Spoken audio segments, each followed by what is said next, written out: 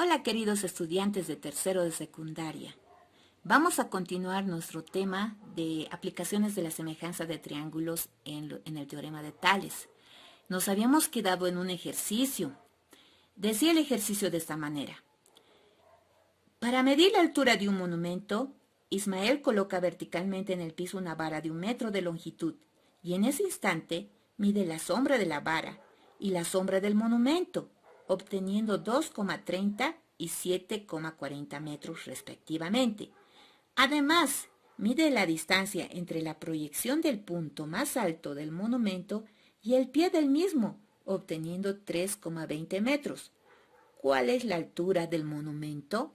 Esa era la pregunta que teníamos, ¿no es cierto? Y habíamos dejado pendiente. Bien, he tratado de dibujar, ustedes saben muy bien que no soy muy buen dibujante, pero aquí tengo un monumento. Y en nuestra pregunta dice que Ismael había trazado un triángulo en sí en base a la sombra que daba ese monumento, la sombra respecto al sol. Entonces eso era 7,40 y el monumento medía 3,20.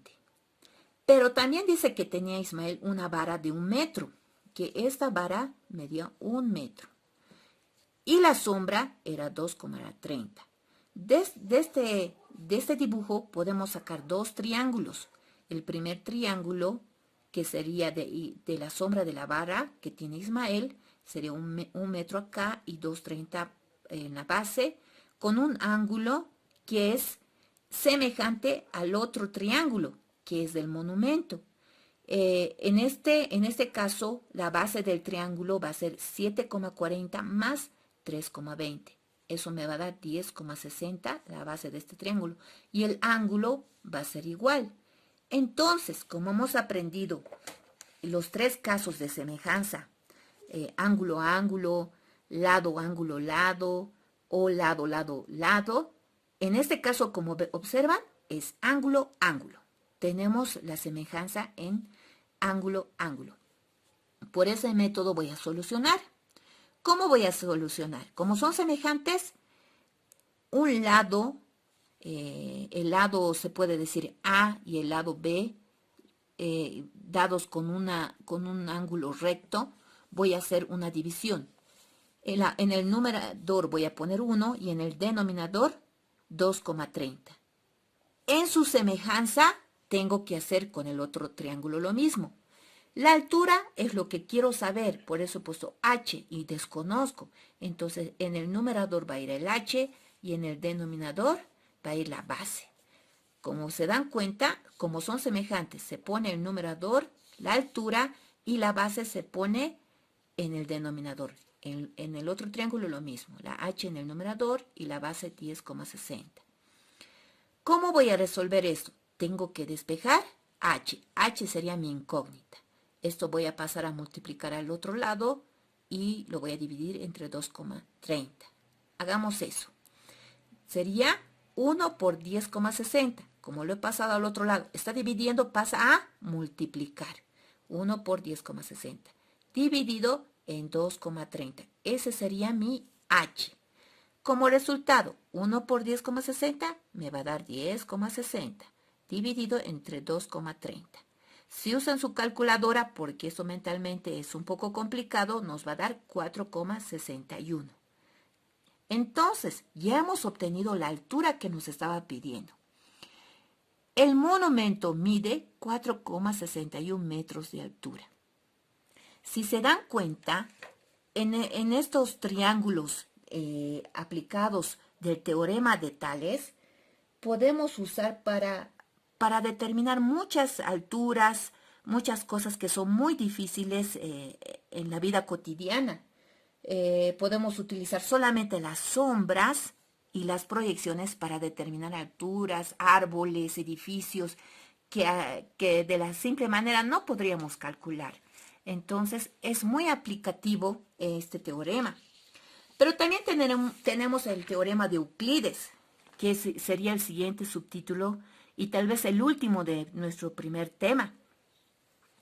¿En qué consiste este teorema de Euclides? Dice que tenemos un triángulo Y este triángulo tiene que ser un triángulo que sea rectángulo. ¿Qué significa? Que tenga un ángulo de 90 grados. Solamente en este caso puede cumplirse este teorema de Euclides. Tiene tres propiedades. La propiedad de un lado, ¿cómo se encuentra? Les voy a mostrar. Voy a tapar con mi mano la parte derecha y tengo a cuadrado es igual a cm. Si se dan cuenta es muy fácil de identificar los datos. Para hacer la otra propiedad hago lo propio. Tapo la otra parte del triángulo y tengo b cuadrado igual a c por n. El b va a ser a cuadrado, va a ser c por n. Y por último tengo la última propiedad, que es todo lo que me queda en el centro. H al cuadrado va a ser m por n. Es muy fácil deducir estas tres propiedades. Vamos a aplicar en un ejemplo. El ejemplo dice que tenemos un triángulo rectángulo y tenemos que calcular los catetos y la altura sobre la hipotenusa. Los catetos tenemos AB, la hipotenusa sería C. Y queremos determinar la altura y los catetos. Los catetos van a ser AC y la altura H. Bien, vamos a usar estas propiedades del teorema de Euclides. Quiero encontrar A. A cuadrado, según esta propiedad, es igual a, voy a volver a tapar la parte del triángulo, va a ser igual a 17 por C. Y anoto 17 por C. B, ¿a qué va a ser igual? Voy a tapar también del otro lado y voy a tener que B al cuadrado es igual a 30 por C. Y eso anoto aquí. B al cuadrado es igual a 30 por C. Pero también sabemos que C, aquí tengo C, es igual a 17 más 30. 17 más 30. ¿Qué me da C entonces? 47. Este número 47 o C voy a reemplazar en estos dos datos que tengo de los catetos. ¿Cómo me va a dar? Me va a dar A cuadrado es igual a 17 por C, o sea 17 por 47. Como es A cuadrado, pasa al otro lado como raíz cuadrada, porque este es cuadrado, entonces raíz cuadrada. Raíz cuadrada de 17 por 47. Introducimos estos datos en la calculadora y A me da como resultado 28,27. En el caso de B, tengo B cuadrado que es igual a 30 por C. Voy a reemplazar esta C por este 47 que he obtenido. Entonces B me va a ser igual a, este que era cuadrado pasa como raíz, 30 por 47, o C también que era, ¿no es cierto? Reemplazamos y resolvemos esto en la calculadora. B es igual a 37,55. Y por último, tenemos que calcular H. La fórmula de H sabemos que es H al cuadrado es igual a M por N. Entonces, H al cuadrado va a ser, en nuestro dibujo, ¿cuánto era? M valía 17 y N 30.